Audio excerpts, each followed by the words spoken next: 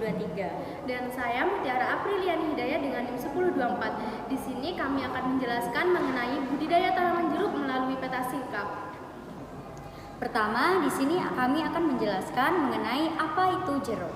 Jeruk adalah tanaman yang berasal dari Asia. Tanaman jeruk termasuk komoditas yang bernilai ekonomis.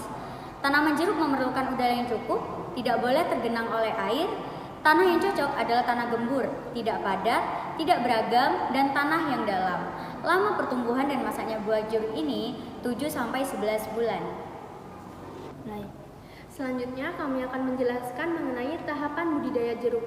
Yang pertama ada persiapan bibit, di mana persiapan bibit ini kalian dapat mengambil bibit dari biji jeruk yang telah matang yang ada dalam daging jeruk. Nantinya biji jeruk tersebut dapat dijemur langsung di bawah sinar matahari agar lendir yang menempel pada biji jeruk tersebut dapat hilang, dan penjemuran biji tersebut dapat dilakukan 2-3 hari. Yang kedua ada persiapan media tanam. Seperti yang telah dijelaskan sebelumnya bahwa media tanam yang cocok digunakan untuk budidaya tanaman jeruk adalah tanah yang gembur, tidak padat, tidak beragam, dan tanah yang dalam. Yang ketiga ada tahapan penanaman bibit, di mana dalam tahapan penanaman bibit ini kalian harus menyiapkan lubang kurang lebih 5 cm. Nantinya dalam lubang tersebut dapat diisi 2 biji jeruk yang kemudian ditutup kembali menggunakan tanah yang telah disiapkan dan disiram dengan air secukupnya. Yang keempat ada tahapan perawatan dan pemeliharaan, di mana tahapan ini terbagi dalam beberapa cara. Yang pertama ada pencahayaan dan penyinaran, di mana tanaman jeruk ini ditaruh di bawah sinar matahari langsung 5 jam dalam sehari.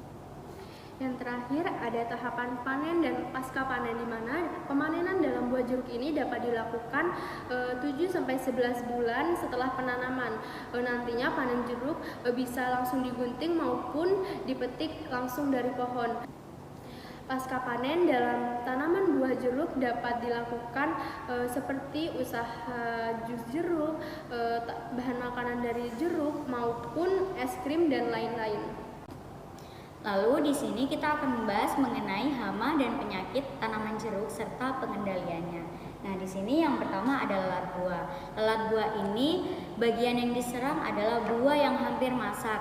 Nah, gejalanya lubang kecil di bagian tengah, buah gugur, belatung kecil di bagian dalam buah. Nah, di sini cara pengendaliannya yaitu menggunakan insektisida Fethion, kemudian dimetoate dicampur dengan feromon atau protein hidro. Yang kedua yaitu embun tepung. Nah, bagian yang diserang adalah daun dan tangkai muda. Gejalanya tepung berwarna putih di daun dan tangkai muda. Cara pengendaliannya bisa menggunakan fungisida bernama Pyrazopos dan bupirimate. Yang ketiga ada hama penggerek buah. Bagian yang diserang adalah buah. Gejalanya lubang yang mengeluarkan getah. Nah, cara pengendaliannya memetik buah yang terinfeksi, kemudian menggunakan insektisida bernama metomil dan metidation yang disemprotkan pada buah berumur 2-5 minggu. Kemudian ada penyakit tanaman jeruk. Yang pertama yaitu tristeza. Bagian yang diserang yaitu batang bawah jeruk. Gejalanya lekuk batang, daun kaku, pemucatan, vena daun, serta pertumbuhan menjadi terhambat. Nah, pengendaliannya perhatikan sanitasi kebun, memusnahkan tanaman yang diserang, kemudian kendalikan vektor dengan insektisida supraside dan kaskade. Yang terakhir yaitu penyakit bernama kudis. Bagian yang diserang adalah daun, tangkai, dan buah. Nah, gejalanya bercak kecil jernih yang berubah menjadi gabus berwarna kuning atau oranye. Di sini cara pengendaliannya yaitu pemangkasan secara teratur, kemudian kita bisa menggunakan fungisida dithiocarbamate atau yang namanya benomil. Sekian dari kami penjelasan mengenai budidaya tanaman jeruk. Kurang lebihnya mohon maaf. Wassalamualaikum warahmatullahi wabarakatuh.